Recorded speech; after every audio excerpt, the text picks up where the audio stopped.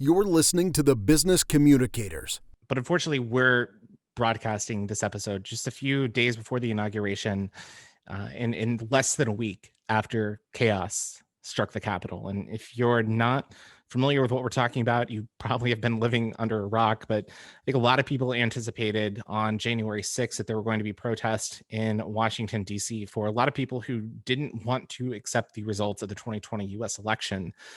And there was violence. 5 people, as of when we're recording this podcast, have died as a result of the domestic terrorism, the violence that happened inside the Capitol, people destroying property, federal property, just outright horror.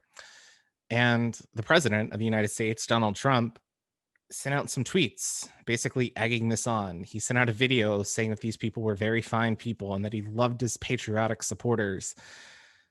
Social media finally took a stand against the president. I know there have been calls for years to have him deplatformed. Facebook deplatformed him. President Trump is indefinitely banned from Facebook, Instagram. The only platform that he's back on right now is Twitter. He tweeted on Thursday night an updated statement, if you will, regarding the situation in Washington, D.C. And we definitely don't want to make this a political episode. We want this to be relevant in communications and why it's important. And we kind of discussed beforehand on whether or not we should even mention this on the podcast, but we wanted to because of the communications angle and how important it is that the president of the United States, the leader of the free world, who has been addicted to social media and using that platform as a tool to reach his base, his voters, his supporters, has now been deplatformed. I don't think that I anticipated him actually being deplatformed. I don't think that I saw Facebook doing it. I don't think that I saw Twitter doing it, but it happened. Hattie, what are your thoughts? I'm like you. I didn't expect it to happen. And now that it has happened, my expectations is that he's deplatformed under that name. I wonder, is he going to come back in a different name like so many people do? They can be banned from certain platforms and things like that, but they come back. But what for me is about the words. Those words, his words, reach so many people who believe in what he has to say. It talks a lot about influence, whether it's negative, which it clearly is, and the way it was communicated. People read between those lines and they interpreted that the way they wanted to interpret it, and they took action in a way that was horrible, embarrassing, just and deadly, and that's just not acceptable as far as I'm concerned. Now, as for him being back on Twitter, I think he's going to continue to say what he wants to say. He may try to use code words, but whatever he says, the people that are a part of his, and I'm gonna say it, gang, because that's almost like it's a gang, are gonna do whatever he says, and that's really, really sad. People who listen to him were hurt because of what he said.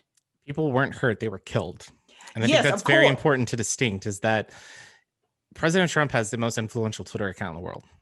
He has 87 million followers. Sorry, 88.7 million followers is the time that we're recording this episode. When he tweets, the markets move. Yeah. It's just amazing the amount of power that he has at the, his thumb. We actually did when I say we, my company, we issued a press release about a jet fuels donation, early on during COVID-19. We had a lot of congressional members, both Republicans, Democrats, retweet it, thank us for doing it. President Trump actually retweeted our account. He didn't do a quote retweet. It was just a plain retweet. But the amount of engagement that we had as a result of that was absurd. Just because of him. We did some research, pulled some numbers together, worked with a third-party agency, Purple Strategies in Washington, D.C., to come up with a dollar figure on how much his retweet was worth. And we valued it that we would have to do the equivalent of a $1 million ad buy to be able to get that kind of an exposure on social media. So $1 million in paid support on a Twitter ad would have gotten us the same exposure. That's just insane. That's Thomas, powerful. It's very powerful. And Thomas, curious on your end, what is your take on this whole situation? Deplatforming, was it the right decision? Was it the wrong decision? Is it still too early to tell? Presidents having love-hate relationships with any sort of media platform, any sort of going out has been there for years and years and years, going all the way back to Jefferson. If you watch the movie Hamilton, it talks about the political scandal that kept him from running for office.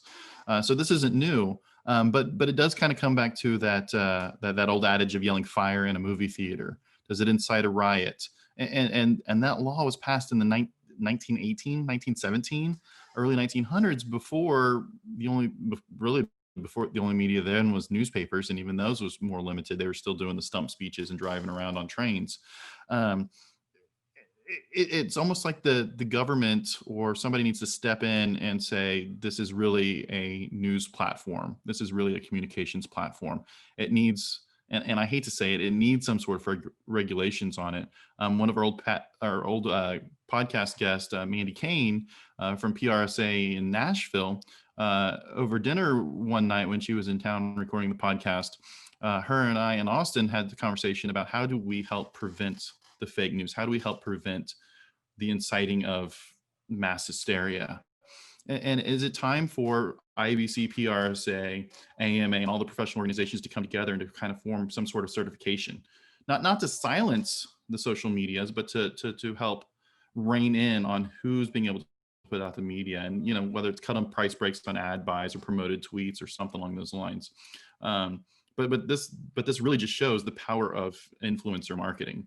And we talked about it before. While yes, Donald Trump with his gazillion followers can move markets, but so can those minor ones. And so those face-to-face selling points and those things come back into play. I think that as an obligation as an elected official, we've said it, think before you tweet, think before you post, think before you do anything. It's an obligation to truly understand what's going on and what you're going to say has implications to the grand scheme of things. You mentioned influencers, and I think it's worth bringing up influencers in this case, because influencers, they do have the ability to sell products, right? There's a reason why people pay Charlie D'Amelio $100,000 per TikTok post, but she just sells products. President Trump literally moves the stock market. If he were to tweet out that, I don't know, Tesla is being banned from the United States, Tesla's stock would crash.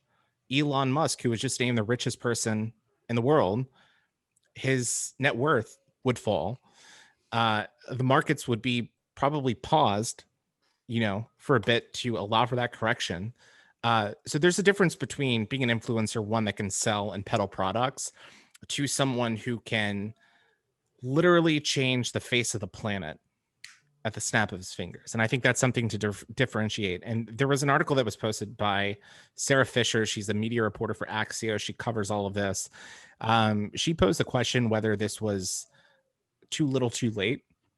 I think that there's been a lot of people that have been very critical of the things that President Trump has, done on social media. And ironically, our very first podcast episode, season 1, episode 1, was with Sarah Fisher.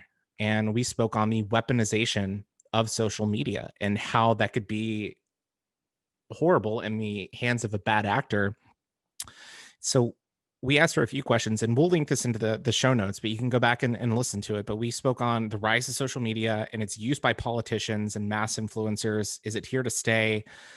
What digital practices should businesses be doing when engaging with public figures? Does social media just crush print media moving forward? So I think the weaponization of social media is here. We've seen bad actors use it, especially abroad in third world countries, but now we're seeing bad actors use it to mobilize violence here in the United States. And I don't like that. But it's all about who it benefits and what it benefits. That's why some people get away with it. We talk about him being this huge influence and him able to influence the planet and the world. What's really scary is he's got a lot of supporters out there who are benefiting from those words whether, carefully crafted or thoughtlessly thrown out. Those are the things that words as weapons on platforms are being used now. But people have used words as weapons for years. Absolutely. I think something that I heard on Friday morning that kind of made me raise my eyebrows a little bit was that people now with social media, whether it's politicians, influencers, celebrities, whoever, even just, Susie and Sam who live in your neighborhood. Mm-hmm. Does social media make people performative? I think that I think that it's the ability to hide behind it. Is the people who are pushing these agendas, they're no longer in the public face. Social media being weaponized is, again, it goes back to, it's not a new concept. Militaries around the world have departments of propaganda, Right. departments of communications. There was a really cool article that I saw, I think last week, where it was talking about after World War II, the United States was trying to return a bunch of the artwork that was captured from the Nazis, and they were having to go through and say, is this propagandist? Is this going to start a riot? And if it was yes, then it stays in the troves. They weren't destroying it. They're just keeping it from releasing it back out into the public. And so I don't know if social media is ever going to overtake print media. I don't think social media is ever going to overtake television media. I don't think social media is ever going to overtake radio. I think that there's still that balancing act that needs to take place. Of who's using what. And I think that the media places need to know and understand who's reading what and what level of integrity needs to go into each one of them. It's no longer, hey, we need to get to the story first because it's going to be released on social media, whether it's accurate or not. I think that each level needs to be on that level of accuracy. We were discussing 60 Minutes, probably one of the more respected news programs in the United States, because they do so much back-end research. You've been listening to the Business Communicators.